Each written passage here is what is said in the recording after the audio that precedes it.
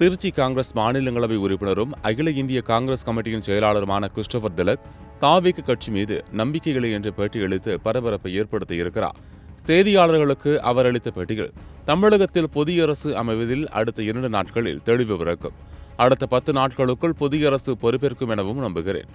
தாவேகவிற்கு 35 விழுக்காடு வாக்குகளும் திமுகவிற்கு 30 விழுக்காடு வாக்குகளும் கிடைத்துள்ளது.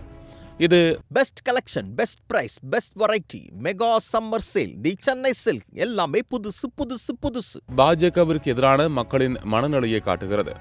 பாஜக தமிழகத்தில் காலூன்றக்கூடாது என்ற நோக்கில் மக்கள் வாக்களித்துள்ளனர். மதச்சார்பின்மையை பாதுகாக்கும் அரசு அமைய வேண்டும் என்பதற்காக காங்கிரஸ் கட்சி தனது ஆதரவை தாவேகவிற்கு வழங்கியுள்ளது.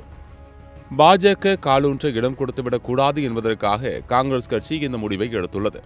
காங்கிரஸ் சேர்ந்ததால் தாவேகவிற்குள் பாஜகவால் நுழைய முடியாது. பாஜகவை எதிர்த்து விஜய் ஏன் பேசவில்லை என்று நீங்கள் அவரிடம்தான் கேட்க வேண்டும். நாங்கள் தாவேகவை நம்பவில்லை. அதே நேரத்தில் பாஜகவிற்கு எதிராக மக்கள் தாவேகவிற்கு வாக்களித்துள்ளதால் நாங்கள் அங்கு சேர்ந்துள்ளோம்.